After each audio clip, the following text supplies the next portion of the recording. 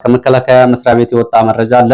በትግራይ በ10 ቀናት ኦፕሬሽን ህወሓትን ከትግራይ እናስወግዳለን፣ ፖለቲካውን ለጌታቸው ረዳ እንዲሁም ደግሞ ጸጥታውን ለጀነራል ገብረ እግዚአብሔር በየነ ወይም ደግሞ ወዲ አንጥሩ እንሰጣለን የሚል እቅድ ወጥቷል የሚሉ መረጃዎች አሉ።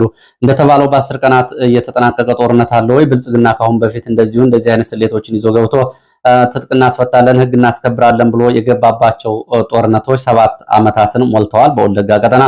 በአማራ ክልል ደግሞ ጦርነቶቹ 3 ዓመታትን ሊደፍኑ 1 ወር ብቻ ነው እየቀራቸው። በትግራይ እንደዚሁ ህግ በማስከበር በሚል በመጀመሪያው ጦርነት በ14 ቀናት የተጠናቀቀ ጦርነት፣ ከዛ በኋላ እንደገና ጦርነቱ 2 ዓመታትን ፈጅቶ አዲስ አበባ ድረስ እየተጠጋ ጦርነት ተደርጓል። በ8 የአማራ ክልል ዞኖች ማዕከሉን ያደረገ ከህወሓት ጋር ጦርነት ተደርጓል። በሰሜን ጎንደር፣ በዋግምራ፣ በሰሜን ወሎ፣ በደቡብ ወሎ፣ በሰሜን ሸዋ፣ በኦሮሞ ብሔረሰብ ዞን እና በተለያዩ ቀጠናዎች እንግዲህ ለ2 ዓመታት ውጊያ ተደርጎ ህወሓት በፕሪቶሪያው ሰላም ስምምነት ጦርነቱ ተቋጭቷል ቢባልም አሁንም እንግዲህ በ10 ቀናት ወደ ትግራይ ዘመቻ ይደረጋል ተብሏል። በትላንትናው ዕለት የተጻፈው ደብዳቤ አለ። ውጭ ጉዳይ ሚኒስቴር ለኤርትራ የጻፈው ደብዳቤ። በደብዳቤው ላይ 2 ዋና ዋና ይዘቶች አሉት። በዚህ ደብዳቤ ላይ ከተገለጸው ውጭ ለህወሓት የደብዳቤ ምን ማለት ይሆን የሚለውን በመረጃዎችና በወታደራዊ ስምሪቶች ከታች በምንመለከታቸው መረጃዎች አንዳንድ ጉዳዮች ያለው ዝግጅትን የሚያሳዩ ይሆናሉ። በትላንትናው የውጭ ጉዳይ ሚኒስቴር ደብዳቤ ኤርትራ ከያዘችው የኢትዮጵያ መሬት ለቃ እንድትወጣ እንዲሁም ደግሞ በኢትዮጵያ ውስጥ ላሉ የሚሊሻ ቡድኖች የምታደርገውን ወታደራዊ ድጋፍና ግንኙነት እንድታቋርጥ፣ ይህን የምታደርግ ከሆነ በወደብ አገልግሎት በአሰብና በቀይ ባህር ጉዳይ ላይ ለመነጋገር ዝግጁ ነን የሚለው የውጭ ጉዳይ ሚኒስቴር ደብዳቤና አጠቃላይ ፖለቲካዊ አንድምታው የአፍሪካ ቀንድ ወደየት እየሄደ ነው የሚለው ጉዳይ አሁን እየለየለትና ጫፍ እየደረሰ ይመስላል። እንግዲህ ይሄ ጦርነት የሚቀሰቀስ ከሆነ በኢትዮጵያና በኤርትራ መካከል የህወሓት ዕጣ ፈንታ፣ በአማራ ክልል ያለው ጦርነት ሁኔታ እንዲሁም ደግሞ የአፍሪካ ቀንድ ሁኔታ ወደየት ሊሄድ ይችላል? ይሄ ጦርነት የኢትዮጵያና የኤርትራ ብቻ ይሆናል ወይ? ከአሁን በፊት በተደጋጋሚ እንግዲህ በመረጃዎችም እንደሚቀርበው ከታች ከሞቃዲሾ እስከ ላይ እስከ ካይሮ ድረስ ያለው የቀይ ባህር የምስራቅ ትይዩ አካባቢ እንዲሁም ደግሞ የቀይ ባህር ከላይ ከቴልአቪቭ እስራኤል እስከ ታች ከአቡዳቢ ድረስ ያለው በቀይ ባህር በምስራቅ አቅጣጫና በምዕራብ አቅጣጫ ያሉ ሀገራት የቀይ ባህር ፖለቲካ እንዲሁም ደግሞ ከታች ከቪክቶሪያ ሐይቅ እስከ ላይ እስከ ሜዲትራኒያን ባህር ድረስ ያለው የአባይ ፖለቲካ ተደምሮበት በኢትዮጵያና በኤርትራ ጦርነት መካከል ጦርነት ቢቀሰቀስ ወደየት ሊሄድ ይችላል? በተለይ ባለፉት 10 ዓመታት በቀጠናውና በአፍሪካ ቀንድ ላይ ትልልቅ የፖለቲካ ወታደራዊ እንዲሁም ደግሞ ቀጠናዊ ኃይል ይዘው እየመጡ ያሉት እነ ሳውዲ አረቢያና እነ አረብ ኤሚሬትስ አሁን በሱዳን እያደረጉ ያሉት የውክልና ጦርነት የሁለቱ ሀገራት የውክልና ጦርነት ነው። ሱዳን የጦር ሜዳ ሆነችና የሱዳን ልጆች ያልቃሉ እንጂ ጦርነቱ የሁለቱ አረብ ሀገራት ነው እስከሚል ድረስ ደርሷል። ግብፅም፣ ኢትዮጵያም፣ ህወሓትም ኤርትራም በዚህ ጦርነት ላይ ያላቸው ድርሻ አለ። ትናንት የተወለደችውን ደቡብ ሱዳንን ጨምሮ በሱዳን ጦርነት እነ ቻድ እነ ሊቢያ ያላቸው የሩቆቹ እነ ኢራን ጨምሮ ያላቸው ተሳትፎ በደንብ ይታያል። በኢትዮጵያና በኤርትራ መካከል ጦርነት ቢቀሰቀስ የሁለቱ ሀገራት ብቻ ይሆናል ወይ? እና አብይ አህመድ እንደሚሉት አሁን ደብረ ዘይት በተከማቸ ዘመናዊ የጦር መሳሪያ የኤርትራ ጦርነት ያበቃል ወይ? ወይስ ደግሞ ከእስራኤል እስከ አቡዳቢ ዱባይ ማለት ነው እንዲሁም ደግሞ ከሳውዲ አረቢያ እስከ ካይሮ እና እስከ አስመራ የዘለቀው የሶስትዮሽ እንዲሁም ደግሞ የቀጠናዊ ጦርነት ይሆናል የሚለው ጉዳይ ብዙ መነጋገሪያ ነው። ለማንኛውም ይሄ ጦርነት የሚቀሰቀስ ከሆነ የኢትዮጵያና የኤርትራ ብቻ ሆኖ ይቀራል ማለት አይደለም። እንደወትሮ በዚህ ላይ በአባይ ፖለቲካ ላይ በቀጠናው ላይ በሌሊትም ቀንም እየሰራች ያለችው ግብጽ ትላንትና ከሞቃዲሾ ባለስልጣናት ጋር አዲስ ወታደራዊ ስምሪት ለማድረግ በሞቃዲሾ ቀጠና ስምምነት መድረሷን ጨምሮ ካሁን በፊት በጅቡቲ እንደዚሁ የባህር ኃይል ግንባታ ለወደብ አገልግሎት በሚል ማለት ነው እንዲሁም ደግሞ በደቡብ ሱዳን ያላት የደህንነት ቁጥጥር በሰሜን ሱዳን ጦርነት በቀጥታ እየተሳተፈች መሆኗና ከኤርትራ ከአስመራ እስከ ካይሮ ያለው ግንኙነት ተደምሮ ለኢትዮጵያ ምን ያመጣል የሚለውና የኢትዮጵያ የእስራኤልና የህንድ እንዲሁም ደግሞ ያሁን ደግሞ የዩናይትድ አረብ ኤሚሬትስ ፍላጎት ምን ይሆናል የሚለው እንግዲህ የውክልና ጦርነት ይዞ የሚመጣ ይሆናል። ለማንኛውም በዚህ በኢትዮጵያና በኤርትራ መካከል ባለው ፉክክር ህወሓትስ ምንድነው የትላንቱ ደብዳቤ ለህወሓት ምን ያሳርፋል የሚለውንም በተመለከተ እንግዲህ አስተያየቶችን ልጨምሩ ትችላላችሁ። ዛሬ እንግዲህ ከወጡ መረጃዎች መካከል አንዱ መከላከያ በ10 ቀናት ኦፕሬሽን ትግራይን ነፃ እናደርጋለን የሚል ነው። ይሄ እንግዲህ ከስካሁኑ ልምድ አንጻር ሳይ ተራ ቅዠት ነው የሚመስለው። ይህንን መረጃ ጨምሮ በባህር ዳር ዙሪያ፣ ደብረታቦር ቀጠና፣ ሰሜን ወሎ አንዳንድ አካባቢዎችና ማዕከላዊ ጎንደር አንዳንድ አካባቢዎች ሰራዊቱ ለቆ እየወጣ ነው። በተለይ ደብረታቦር ቀጠና በርካታ ሰራዊት ወጥቷል። ሚሊሻ ኃይል ፈርሷል። እንዲሁም ደግሞ የብልጽግና ባለስልጣናት ወደ ዞን ተሰብስበዋል። አንዳንዶቹ በፋኖ ተወስደዋል። ከባህር ዳር፣ ከደብረታቦር፣ ከማዕከላዊ ጎንደር አንዳንድ አካባቢዎች፣ ከሰሜን ወሎ አንዳንድ አካባቢዎች የወጣው ሰራዊት ወዴት እየሄደ ነው? ከመሃል ሀገር ወደ ሰሜን ኢትዮጵያ ታንክን፣ መድፍን ጨምሮ ሌሎች ዘመናዊ ከባድ መሳሪያዎች እየተጓጓዙ ይገኛሉ። ይሄ በተለይ በትይዩ ወልቃይት ሰቲት ሁመራ ዞንን ማዕከል ያደረገ የኃይል ክምችት እንዲሁም ደግሞ አፋርን በጨርጨር በካልዋ በኩል እሱ ማዕከል ያደረገ የኃይል ስብስብና ስምሪት ክምችት ነው እየተደረገ ያለው። ይሄ ወዴት እየሄደ ይሆን የሚለውን የምናየው ይሆናል። በዋገምራ ዞንም እንደዚሁ አዲስ ስምሪት ተሰጥቷል። ወደ ቆላ ተንቤና አካባቢው የሚሄድ ይመስላል። እነዚህ ውጥረቶች ናቸው ያሉት። ከፋኖ ጋር በተያያዘ በሸዋ ቀጠና እንደዚሁ ሰሞኑን የኢንተርኔት አገልግሎት ተዘግቶ ሲደረግ የነበረው ጦርነትስ ዛሬ ምን ተጨማሪ መረጃዎች አሉ የሚለውንም በዚሁ ነግራችኋለሁ። በደብረታቦር ቀጠና በተለይ ደብረታቦር ከተማ በፋኖ ተከቦ ነበር አመሻሹን። ይህንን ጨምሮ ደብረታቦርን ከተማውንና ሌሎቹን 18 የዞኑን ወረዳዎችና ከተማ አስተዳደሮች ለመከላከል የቀድሞዎቹ ፋኖዎች እንግዲህ አሁን ሚሊሻ የሆኑት ስምሪት ተሰጥቷቸዋል የሚለውን መረጃ ጨምሮ በርካታ ዝርዝር መረጃዎችን በዚህ ሰዓት ወደ እናንተ የማደርስ ይሆናል። ህወሓት ከሚያደርገው ወታደራዊ ዝግጅት ባሻገር በሰራዊቱ ውስጥ ከፍተኛ የሆነ የመበተን እንዲሁም ደግሞ ከስምሪትና ከግዳጅ ቀጠናዎች መውጣት እየታየ ነው ተብሏል። ህወሓት የደህንነት ሰውንም አባረዋል። ይህንን ጨምሮ ሌሎች መረጃዎችን በዚህ ሰዓት ወደ እናንተ የማደርሳችሁ ይሆናል። እንግዲህ አፍሪካ ቀንድን በዋና ዋና ሁኔታዎች ስንመለከት ከላይ እንደተባለው ኢትዮጵያና ኤርትራ ወደ ጦርነት ቢገቡ ጦርነቱ አድማሱ እስከየት ድረስ ይሄዳል የሚለውን የብዙ ኢትዮጵያና የወታደራዊና ፖለቲካዊ ቀጠናዊ ጂኦፖለቲካ ጉዳይ የሚከታተሉ ኢትዮጵያን አሳሳቢ ጉዳይ ሆኗል። ወዴት ይሄዳል? ምን መሰረታዊ ለውጥ ያመጣል? በኢትዮጵያና በአፍሪካ ቀንድ ላይ የካርታ ለውጥ ያመጣል ወይስ የመንግስታትን ለውጥ ያመጣል? ወይም ደግሞ እንደ ሱዳን የድቀት ማዕከል ሆኖ ይቀጥላል የሚለው ጉዳይ እንግዲህ ከሶስት አንዱ የሚያርፍ ይሆናል። አሁን ባለው ሁኔታ ግን እና አብይ አህመድ አጠቃላይ ወታደራዊ እንዲሁም ደግሞ ስትራቴጂካዊ ግምገማ ስህተት ውስጥ እንደገቡ የሚያሳዩ መረጃዎችም ጭምራሉ። እንግዲህ በሞቃዲሾ ደግሞ እስራኤልን እያስጠነቀቀች ነው የምትገኘው። እስራኤል በሶማሌላንድ የወታደራዊ ቤዝ ወይም ደግሞ ወታደራዊ ማዘዣ ጣቢያ የምታቋቁም ከሆነ ወታደራዊ ሰፈሯን ከመገንባቷ በፊት ከእስራኤል ጋር ጦርነት እገባለሁ እያለች ነው ሞቃዲሾ። ይሄኛው እንግዲህ አብሮ የሚታይ ነው የሚሆነው። በእርግጥ ሞቃዲሾ በነገራችን ላይ ቀላል የሆነ የጦር መሳሪያ ድጋፍ እያገኘች አይደለም። ቱርክ እጅግ ዘመናዊ የሚባሉ ተዋጊ ጀቶችን ጨምሮ እነ ፓኪስታን እነ ሳውዲ አረቢያ ለሞቃዲሾ ከፍተኛ የሆነ የጦር መሳሪያ ድጋፍ እያደረጉ ነው። እነዚህ መሳሪያዎች ከአሜሪካ የተገዙ ጭምር እና ቱርኮች ደግሞ አዳዲስ ያመረቷቸው መሳሪያዎች ሲሆኑ እንዲሁም ደግሞ ባለፈው በህንድና በፓኪስታን ጦርነት ፓኪስታን የአየር ብልጫ የወሰደችባቸውን ዘመናዊ መሳሪያዎች ጭምር ሳውዲ አረቢያ ልትገዛላት ነው ለሞቃዲሾ የሚሉ መረጃዎች እየወጡ ነው። እንግዲህ በዚህ ይህንን ጨምሮ ሌሎች መረጃዎችን በቅደም ተከተል ወደ እናንተ አደርሳለሁ። ሸዋ ቀጠና ያለው መረጃ ላስቀድም፣ የእስካሁኖቹን መረጃና ትንታኔዎችን ጨምሮ ማለት ነው። ወደ ሸዋ ቀጠና ስንሄድ የኢንተርኔትና የስልክ አገልግሎት ተዘግቶ ያለው ውጊያ ዘመቻና ኦፕሬሽን ዛሬም ቀጥሏል። ዛሬ የካቲት 2 ማለዳ 8ኛ ቀኑን የያዘው ዘመቻ በይፋት በጣርማ በር፣ በቀወት፣ በሸዋሮቢት፣ በኤፍራታ ግድምና መንዝ ቆላማ ቦታዎች የቀጠለ ዘመቻ እንደሆነ የወጡ መረጃዎች ያሳያሉ። የስልክ በመጥፋት ቀጠናው በንጹሃን ላይ የሚደርሱ ሰቆቃዎች ለህዝብና ለሚዲያዎች እንዳይደርሱ ችግር ሆኗል ተብሏል። በዚህም እንግዲህ በንጹሃን ላይ እንደዚሁ ጉዳቶች ደርሰዋል። ዛሬ ማለዳ እንኳን ከሸዋሮቢት እንደውም ደግሞ ቆቦ ተብሎ ከሚጠሩ አካባቢዎች በመድፍና በዙ 23 ድብደባ በንጹሃን ላይ ጉዳት መድረሱን ማለዳ የወጡ መረጃዎች ያሳያሉ። በሸዋሮቢት ዙሪያ ሌሊቱን ሸዋሮቢት ዙሪያ በተለያዩ ቦታዎች እንደዚሁ በከባድ መሳሪያ የታገዘ ውጊያ እንደቀጠለ ነው።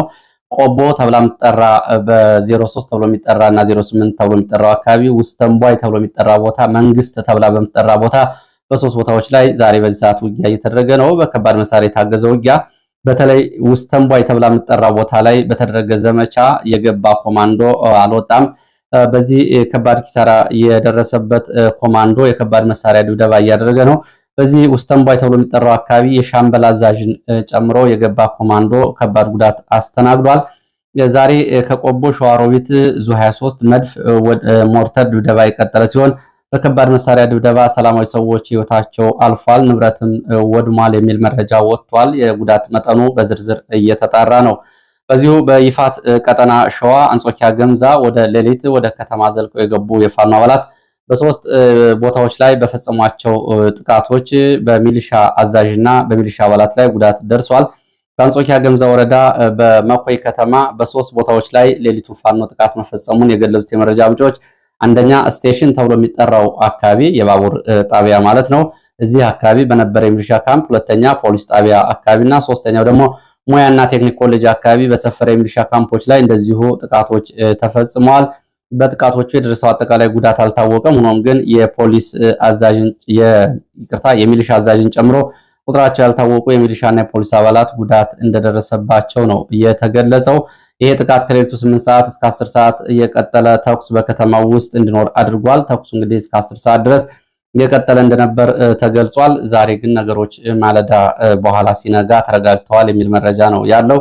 ወደ እዚሁ ሸዋ ቀጠና ጣርማ በር ስንሄድ በጣርማ በር በተመሳሳይ በካምፕ ላይ ሌሊት ጥቃት ተፈጽሟል። በጥቃቱ የደረሰው ጉዳት በዝርዝር አልታወቀም ነው የተባለው። በሸዋ ቀጠና እንግዲህ በፋኖ ዋና ዋና መሪዎች ላይ ያነጣጠረ የተባለው ዘመቻ በይፋት በቀወት በመራቤቴ በምንጃርና በአንኮበር ቀጠናዎች እንደቀጠለ እንደሆነ ነው መረጃዎች የሚያሳዩት። በአብዛኞቹ ገጠራማና ቆላማ አካባቢዎች የስልክና የኢንተርኔት አገልግሎት ከተቋረጠ ዛሬ 8ኛ ቀኑን ይዟል። በመራቤቴ ቀጠና፣ በይፋት ቀጠና፣ በአንኮበር ቀጠና እና በታች በኩል እንደዚሁ በምንጃር ቀጠና በገጠራማ በርካታ አካባቢዎች የስልክ አገልግሎት መቋረጡ ነው የተገለጸው።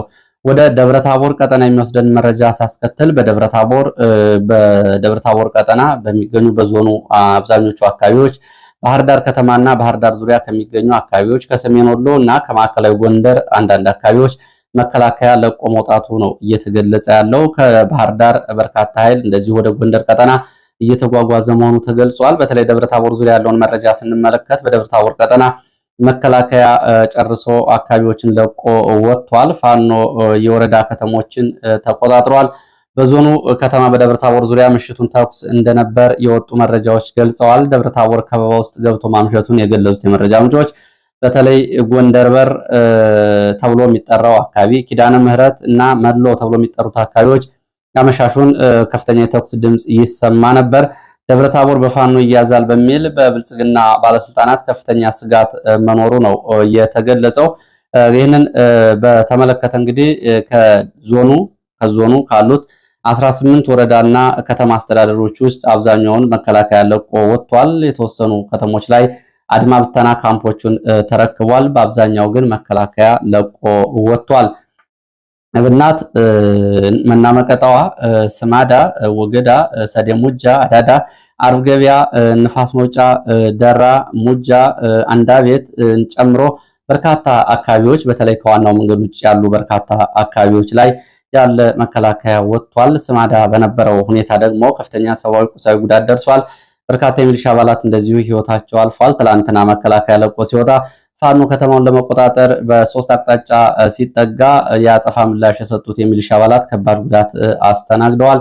በዚህም እንግዲህ እስካሁን ድረስ እስከ 20 የሚደርሱ የሚሊሻ አባላት እና የፖሊስ አባላት ህይወታቸው ሳያልፍ እንዳልቀረ ሲገለጽ፣ በተደረገው ውጊያ እንግዲህ የደረሰው ጉዳት ከዚህ ሊጨምር ይችላል። በውጊያው ሚሊሻው ፋኖን አላስገባም ብሎ ነው እንግዲህ በ3 ግንባር ሲዋጋ የነበረው። ቁጥሩ ያልታወቀ የሚሊሻ ኃይል እና የፖሊስ ኃይል አልቋል። ቀሪው ሚሊሻ ኃይል ደግሞ ፈርሷል ነው የተባለው። ሚሊሻ ኃይሉ ፈርሷል።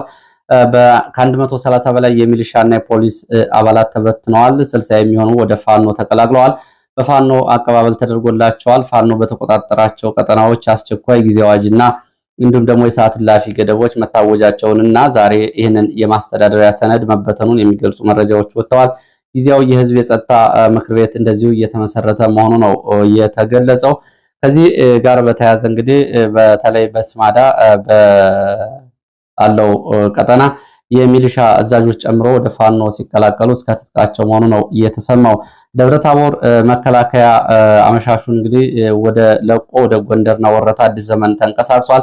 ባህር ዳር ዙሪያና ባህር ዳር ከተማ ያለው ኃይልም እንደዚሁ ወደ ጎንደር ተንቀሳቅሷል። ከማዕከላዊ ጎንደር በለሳና አካባቢው ወረዳዎች እንደዚሁ ከሰሜን ወሎ አንዳንድ ወረዳዎች ለቆ ወጥቶ ወደ ምዕራብ ወሎና ዋግ ቆቦ ቀጠና እንደዚሁ መከላከያ መንቀሳቀሱን የሚገልጹ መረጃዎች ናቸው ያሉት። ደብረታቦር ቀጠና እንግዲህ በርካታ ወረዳዎችና የበርካታ የወረዳ አመራሮች ወደ ደብረታቦር ከሚሊሻዎች ጋር እንደዚሁ ሲሸሹ፣ በሌሎች ቦታዎች ደግሞ የብልጽግና አመራሮች በፋኖ ተይዘዋል የሚል መረጃ ነው የወጣው።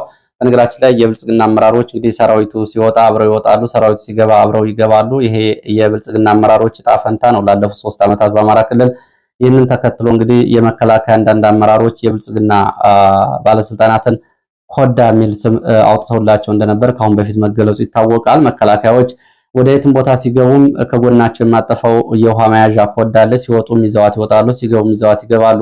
ስለዚህ ከጎናቸው እንዳለው ኮዳ እናንተን አንጠልጥለን እንወጣለን፣ አንጠልጥለን እንገባለን በሚል ኮዳ የሚል እንደውም የብሽሽቅ ስም አውጥተውላቸዋል የሚል ስም ሁሉ ባለፈው እንግዲህ እንደ ፖለቲካዊ ቀልድ ተደርጎ ሲወራ ነበር። እንግዲህ የዞኑ ብልጽግና በደብረታቦር ቀጠና ያለው የዞኑ ብልጽግና ሰደሙጃ፣ ስማዳ፣ እንዳቤ፣ ደብረታቦር በፋኖ የተያዙ የብልጽግና አመራሮችን ለማስለቀቅ በሚል ዘመቻ እያዘጋጀ መሆኑ ነው የተገለጸው። እስካሁን ድረስ ቁጥራቸው ያልታወቁ የብልጽግና አመራሮች በድንገት መከላከያ ለቆ ሲወጣ በፋኖ እጅ ገብተዋል። የዞኑ ብልጽግና እንግዲህ ከወታደራዊ ስልቶች ብሎ አሁን እየተዘጋጀባቸው ካሉት መካከል የቀድሞ የፋኖ አባላትና ለብልጽግና እጅ የሰጡ የፋኖ የቀድሞ አባላት አሁን ለወታደራዊ ግዳጅና ለአዲስ ግንባር ዝግጁ እንዲሆኑ እያደረገ መሆኑ ነው የተገለጸው። እጅ የሰጡ ፋኖዎች ከቀድሞ ጓደኞቻቸው ጋር ሚሊሻና አድማ ብተናን እየመሩ ወደ ውጊያ ቀጠና ይገባሉ ተብሏል። በለዚህ ደግሞ ደብረታቦር ከተማና ወረታ ከተማ ላይ ዝግጅት እየተደረገ ነው። ከሳምንት በፊት እጅ የሰጡ የፋኖ መሪዎችን ጨምሮ ቀደም ብሎ ለብልጽግና እጅ የሰጡ የፋኖ መሪዎች ደብረታቦር ከተማን ጨምሮ 18 የዞን ወረዳ ከተሞችን ለመጠበቅ ወታደራዊ ሎጂስቲክ ተዘጋጅቶላቸዋል። ብልጽግና አመራሮች ከባድ ጭንቀት ውስጥ ገብተዋል። ቤተሰባቸው የተበተነባቸውና ቤተሰባቸው የጠፋ አሉ። እንዲሁም ደግሞ ወደ አዲስ አበባ ያመለጡና የጠፉ የብልጽግና ባለስልጣናት መኖራቸውን ከአካባቢ የወጡ መረጃዎች ያሳያሉ።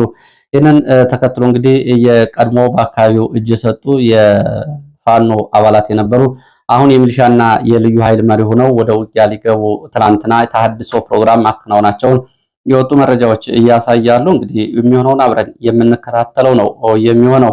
ወደ ሰሜን ወሎ ስንሄድ ሰሜን ወሎ ቆቦ ከተማ አንድ ወታደራዊ ተሽከርካሪ ተገልብጦ የጫናቸው ወታደሮች አልቀዋል የሚል መረጃ ወጥቷል። ከቆቦ ከተማ ወደ ራያ ዘቦ ወታደሮችን ጭኖ ሲሄድ የነበረ ኦራል ተሽከርካሪ ተገልብጦ 20 ወታደሮች ህይወታቸው አልፏል ነው የተባለው። ይሄ ልዩ ቦታው ተሽከርካሪው የተገለበጠበት ተሮበር ተብሎ የሚጠራ ቦታ ነው። የኦራሉ የተገለበጠው በራሱ የቴክኒክ ችግር ነው። ምንም አይነት ጥቃት አልደረሰበትም። ሆኖም ከ20 በላይ ወታደሮች ሹፌሩን ጨምሮ አልቀዋል የሚል መረጃ ወጥቷል። ወደ ህወሓትን የተመለከቱ መረጃዎችን ደግሞ ባጭር ወደ እናንተ ላድረስ። የህወሓት ወታደራዊ ዝግጅትን ተከትሎ በትግራይ ህዝብና የትግራይ ታጣቂዎች ፈጽሞ ወደ ውጊያ ቀጠና የመግባት ፍላጎት የለም የሚል መረጃ ነው የወጣው። ይህ ለህወሓት ከባድ የሆነ ራስ ምታት ሆኗል። ብዙ ታጣቂዎች ከስምሪትና ከግዳጅ ቀጠናቸው እየወጡ እየከዱ ነው የሚገኙት። አንዳንድ አርሚዎች ባዷቸውን ቀርተዋል። የሰው ኃይላቸው ተመናምኗል ከፍተኛ ሁኔታ። እንደዚሁ አዛዦቹ ደንግጠዋል። ለህወሓት አስደንጋጭ የሆነ ክስተት ነው የሚሉት እንደዚሁ የወጡ መረጃዎች ናቸው ከትግራይ አካባቢ። በነገራችን ላይ አሁን በዚህ ሰዓት በትግራይ አካባቢ ያለውን ሁኔታ መረጃ ለማግኘት እንዲሁም ደግሞ በህወሓት ውስጥ ያለውን ወታደራዊ ፖለቲካዊ እንቅስቃሴ እንዲሁም ደግሞ ወታደራዊ እቅዶችንና ኦፕሬሽኖችን ጭምር ከስብሰባ ሳይወጡ መረጃዎችን ማግኘት እጅግ ቀላል ነው እየሆነው። ይህ እንግዲህ በትግራይ በህወሓት ፖለቲካ ባለፉት 50 ዓመታት ታይቶ በማይታወቅ ሁኔታ የህወሓት ወታደራዊ ክንፍና ፖለቲካዊ ክንፍ ለሁለት መሰንጠቁን ተከትሎ ህወሓት ያደዋው ቡድን የሚባለው የሚያደርጋቸው ወታደራዊ እቅዶችና ክስተቶች በቀላሉ ነው እንግዲህ መረጃዎቹ የሚወጡት። ይሄ በነጌታቸው ቡድንና በነ ጀነራል ገብረ እግዚአብሔር በየነ ቡድን አማካይነትና ውስጥ ያለው ድብልቅልቅ ያለ ሁኔታ ነው። ይሄ ሁኔታ እጅግ አሳሳቢ የሆነባቸው የህወሓቱ የዘመቻ መሪ ጀነራል ዮሐንስ ወይም ደግሞ ጆን መድድ ወዴት እንተኩሳለን፣ ከማን ጋር እንመክራለን፣ ጭንቅ ያለ ነገር ነው የገጠመን የሚል ንግግር ማድረጋቸውም ከሁለት ቀናት በፊት ታውቋል። መቀሌ ከተማ እንደዚሁ ለስልጠና የገቡ የሬዲዮ ኦፕሬተር ሰራተኞች አብዛኞቹ ከስልጠና ጠፍተዋል የሚሉ መረጃዎች ወጥተዋል። ይህንን ጨምሮ እንግዲህ በተለይ በኢትዮጵያና ኤርትራ ድንበር ያለው ወታደራዊ እንቅስቃሴን በተመለከተ የነጌታቸው የሚዲያ ቡድን የሚከተለውን መረጃ ይፋ አድርጓል። የነጌታቸው የሚዲያ ቡድን ይፋ እንዳደረገው በታህታይ አዳቦ ተብሎ በሚጠራው በኢትዮጵያ የትግራይ አካባቢ የኤርትራ ሰራዊት አዲ ጠጠር፣ አዲ አሰር ተብሎ በሚጠሩት አካባቢዎች የኤርትራ የእግረኛና የመካናይዝድ ኃይል ገብቷል ሲል የነጌታቸው ቡድን በሚዲያ ይህን አሰራጭቷል። አርሚ 42 ተብሎ የሚጠራው የህወሓት ታጣቂ ኃይል ወደ ወልቃይት እና አዲጎሹ ግንባር የተወሰነ የኤርትራ ኃይል ጋር ሆኖ እና አርሚ 70 ወደዚህ አካባቢ እንዲንቀሳቀስ ስምሪት ተሰጥቷል የሚል መረጃም ወጥቷል።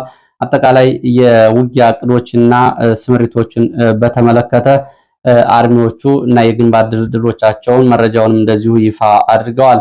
ከዚህ አንጻር እንግዲህ በታህታይ አዳቦ በአዲ ጠጠርና አዲ አሰር የኤርትራ እግረኛና መካናይዝድን ጨምሮ አርሚ 42 ወደ ወልቃይትና አዲጎሹ ግንባር የተወሰነ የኤርትራ ኃይል ተጨማሪ ተጨምሮ እንዲያጠቁ፣ አርሚ 70 ሸረሪና ወደ ምዕራብ አርማጭሆ አቅራቢያ ጠገዴን ወደ ወልቃይት እንዲያጠቃ፣ አርሚ 23፣ አርሚ 31፣ አርሚ 33 ወደ ዋግ ኽምራና ላስታ ግንባር እንዲሁም ደግሞ በራያ ቆቦ ትይዩ ባሉ አካባቢዎች ስምሪት እንዲወስዱ፣ አርሚ 11፣ አርሚ 13፣ አርሚ 17፣ አርሚ 35 ወደ ጠለምት ቀጠናዎች ማይጠምሪ፣ ምስራቅ ጠለምትና ምዕራብ ጠለምት ቀጠናዎች እንደዚሁ ወታደራዊ ስምሪት እንዲወስዱ፣ አርሚ 15፣ አርሚ 92፣ አርሚ 22፣ አርሚ 44፣ አርሚ 43 ወደ አፋር መስመር እንደዚሁ በአፋር ግንባር እንዲያጠቁና የአፋር ተቃዋሚዎች እነዚሁ አብረዋቸው እንዲሰለፉ ሁለት የአፋር ታጣቂዎች አሉ። በቀድሞ በስዩም ሀጂ የሚመሩ ታጣቂዎችና እንዲሁም ደግሞ አሁን በኤርትራ ውስጥ ያሉ ታጣቂዎች በዚህ ግንባር አብረው ይሰለፋሉ ከፊሎቹ የሚል ሲወጣ እንግዲህ ታጣቂዎቹ ይህንን ስምሪት ሲወስዱ በዚህ አብረው ከህወሓት ታጣቂዎች ጋር ይሰለፋሉ። አርሚ 60 የሚባለው የህወሓት ታጣቂ ደግሞ ሜካናይዝድ ነው። በዋግ በጠለምት በወልቃይት ግንባር እንደዚሁ ሬጅመንቶቹን ከፋፍሎ ሽፋን ይሰጣል። አርሚ 50 ተብሎ የሚጠራው የህወሓት ታጣቂ ደግሞ መቀሌና በትግራይ ዋና ዋና ከተሞች የሚነሱ ተቃውሞዎች ካሉ ይህንን እንደዚሁ ይቆጣጠራል ተብሎ ስምሪት ተሰጥቷል። አርሚ 60 የመካናይዝዱ ማለት ነው እንግዲህ ከላይ እንደተገለጸው በተለያዩ ግንባሮች ሽፋን ይሰጣል። ምልስ ፖሊሶችና እንደዚሁ ደግሞ ጡረታ ላይ የወጡ ፖሊሶች መቀሌን ይጠብቃሉ። መቀሌ አየር ማረፊያ ከአዲስ አበባና ከሌሎች አካባቢዎች ኮማንዶ እንዳይራገፍ አርሚ 22 ተብሎ የሚጠራው አርሚ ከፊሉ አየር ማረፊያውን እንዲቆጣጠርና እንዲጠብቅ ትዕዛዝ ተሰጥቷል። ይሄ የሆነ ባለበት ሁኔታ አርሚ 42 ተብሎ የሚጠራው ትልቁ የህወሓት ወታደራዊ ኃይል ግዳጅ ቢሰጠውም ከግማሽ በላይ የሚሆነው ኃይሉ ከግዳጅ ቀጠና ወጥቷል የሚለው መረጃ አብሮ ወጥቷል። ይሄ አርሚ 42 7 ክፍለ ጦሮች ያሉት ሲሆን ከክፍለ ጦሩ ከእያንዳንዱ በርካታ ኃይል ተበትኗል የሚሉ መረጃዎች ወጥተዋል። ክፍለ ጦሮቹና የተበተነውን ኃይል በተመለከተ ጽናት ተብሎ የሚጠራው ክፍለ ጦር ውስጥ ከ220 120ዎቹ ተበትነዋል። አሞራ ክፍለ ጦር ተብሎ ከሚጠራው ከ192ቱ 90ዎቹ ተበትነዋል። መለስ ተብሎ ከሚጠራው ክፍለ ጦር ከ164 78ቱ ተበትነዋል። መቀሌ ተብሎ ከሚጠራው ክፍለ ጦር ከ237 ታጣቂዎች 98ቱ ተበትነዋል። ፈንቅል ተብሎ ከሚጠራው 167 አባላት 59ኙ ተበትነዋል። ደደቢት ተብሎ ከሚጠራው 230 አባላት 92ቱ ተበትነዋል። የካቲት ተብሎ ከሚጠራው 208 አባላት ውስጥ 104 የሚሆኑት ተበትነዋል። ከዚህ ባሻገር መቀሌ ከተማ ለሬዲዮና ለሳተላይት ለመገናኛ ለወታደራዊ አገልግሎት ስልጠና ላይ የነበሩ ከተለያዩ አርሚዎች የተውጣጡ እንደዚሁ ሰልጣኞችም ጠፍተዋል ነው የተባለው። ይህ እንግዲህ ሙሉ በሙሉ ጠፍተዋል ሊባል ይችላል። እንደነጌታቸው ቡድን የመረጃ ምንጮች ከሆነ ከነዚህ ከሰልጣኞቹ ውስጥ ከ42ቱ 40 ብቻ ናቸው እየቀሩት። ወደ ይቅርታ ከ42ቱ 2 ብቻ ናቸው የቀሩት፣ 40ዎቹ ጠፍተዋል ማለት ነው። በዚህ እንግዲህ ከአርሚ 6 ሄደው 6ቱም ጠፍተዋል። ከአርሚ 17 6 ሄደው 6ቱም ጠፍተዋል። ከአርሚ 13 6 ሄደው 6ቱም ጠፍተዋል። ከአርሚ 44 6 ሄደው 5ቱ ጠፍተዋል። ከአርሚ 26 6 ሄደው 6ቱ ጠፍተዋል። ከአርሚ 24 6 ሄደው 5ቱ ጠፍተዋል። ጠቅላላ ከ42 ሰልጣኞች 40ዎቹ ጠፍተዋል፣ 2 ብቻ ናቸው የቀሩት የሚል መረጃ ወጥቷል። ይህ እንግዲህ ከአርሚዎች ነው። የመጀመሪያው አርሚ የካርሚ 17 በሚል ይስተካከል። ሌላው በሽሬ ቀጠና ያለ 24 ሰዓት መረጃን በተመለከተ ትላንትና ከሰዓት ጀምሮ በሽሬ ቀጠና በኢትዮጵያና ኤርትራ ድንበር እንዲሁም ደግሞ በተከዜ የደደቢት ቀጠናዎች የድሮን አሰሳና ቅኝት መደረጉን የሚገልጹ መረጃዎች ወጥተዋል። እስከ ባድመ ድረስ የአየር ካርታና የአየር ስምሪት ቅኝት መደረጉን የሚገልጹት የመረጃ ምንጮች ደደቢት፣ ሽሬ፣ ጸሊሞይ፣ ሽራሮ፣ ዛላምበሳ፣ ራማ በመሳሰሉ አካባቢዎች ትናንትና የድሮን ስምሪትና የአየር ቅኝት መደረጉን የመረጃ ምንጮች ገልጸዋል። ይሄ ቀጠና እንግዲህ ትላንትና መግለጫ የተሰጠበት ቀጠና ነው። ሌላው ወደዚሁ ወደ ሰሜን ኢትዮጵያ ኃይል ማጓጓዝን በተመለከተው ወደ ሰሜን ኢትዮጵያ ከባድ መሳሪያዎች እየተጓጓዙ መሆኑንም አሁን የወጡ መረጃዎች ያሳያሉ። ከነዚህ መካከል እንደዚሁ ኃይልም እየተጠጋ ይገኛል። ይሄ በተለይ በሰሜን ምዕራብ ኢትዮጵያ በኩል ቋራ፣ መተማ፣ አርማጭሆ ወደ ከባድ መሳሪያዎች እና ሰራዊት ወደ ወልቃይት የትግራይና የኤርትራ ትይዩ አካባቢዎች እንዲከማች እየተደረገ ሲሆን ይሄ ወልቃይት ዞንን ማዕከል ያደረገው ሲሆን በዋግ ግንባር ደግሞ በጀነራል ዘውዱ የሚመሩ 801ኛ 803ኛ ኮሮችን ጨምሮ አዲሱ እዝ 11 ጨምሮ እንደዚሁ ከምዕራብ እዝ የተወጣጣ ኃይልም ወደ ዋግ ግንባር እንዲቀሳቀስ ተደርጓል። እንዲሁም ደግሞ የዳሎል ተብሎ የሚጠራው እዝም በዚሁ ቀጠና ይገኛል። ከዚህ እዝ ባሻገር በአበርገሌ ተንቤንና ኮረም ትይዩ ቀጠናዎች የስምሪት ይወስዳል ሲባል በከፊል በአፋርና በዋሽ አካባቢ እንደዚሁ አዲስ ኃይል ከመሃል አገር መንቀሳቀሱ ተገልጿል። ከባድ መሳሪያዎች እየተጓጓዙ ነው። ወለጋ፣ ቤንሻንጉል የነበሩ ታንኮች ወደ ሰሜን ኢትዮጵያ በፓዊ ጃዊና ቋራ ትይዩ አካባቢዎች ባሉት እየተንቀሳቀሱ እንደሆኑ የወጡ መረጃዎች ያሳያሉ። እንግዲህ በትግራይ ያለውን ጦርነት በ10 ቀናት እንጨርሳለን የሚል እቅድ እንዳለ የሚገልጹት የመረጃ ምንጮች ከዚህ ጋር በተያያዘ እንግዲህ የከባድ መሳሪያዎች ወደ ትግራይ ድንበር አካባቢዎች እየተጠጉ ነው። የህወሓት የደህንነት ኃላፊ ተባረዋል። ኮሎኔል ተወልደ ከኃላፊነት ተባረዋል። ኮሎኔሉ በህወሓት ላይ ትችት ማቅረቡና ህወሓት ከኤርትራ ጋር ያለውን ጥምረት እንዲሁም ደግሞ ያለውን ወታደራዊ ዝግጅት መቃወሙን ተከትሎ እንደሆነ ተገልጿል። ህወሓት የተከፈለው ዋጋ ተከፍሎ ሀራ መሬት ያለውን ኃይል መደምሰስ ያስፈልገናል የሚል ውሳኔ ላይ ደርሷል። ግራ ገብቶናል፣ ወደየት መተኮስ እንኳ የምንችልበት አቅጣጫ የለም። ሆኖም ግን መጀመሪያ የሀራ መሬት እየተባለ የሚጠራውን ታጣቂ መደምሰስ የመጀመሪያ ስራችን ነው ሲል የህወሓት ወታደራዊ አዛዥ ጀነራል ዮሐንስ ተናግሯል ነው የተባለው። ሌላው ዛሬ ሌሊቱን ከአቡዳቢ የተነሱ የጦር መሳሪያ የጫኑ አውሮፕላኖች ከአቡዳቢ ተነስተው ከዩናይትድ አረብ ኤሚሬትስ ማለት ነው ወደ አዲስ አበባ ደብረ ዘይት ሐረር ሜዳ ተብሎ የሚጠራው የአየር ማረፊያ የጦር መሳሪያዎችን ማራገፋቸውን የሚገልጹ መረጃዎች ወጥተዋል። ለዚህ ሰዓት ያስኳቸው መረጃዎች እነዚህ ናቸው። ስለተከታተላችሁ በእጅጉ አመሰግናለሁ። በሌላ ተመሳሳይ መርሃ ግብር እስከምንገናኝ ድረስ መልካም ጊዜ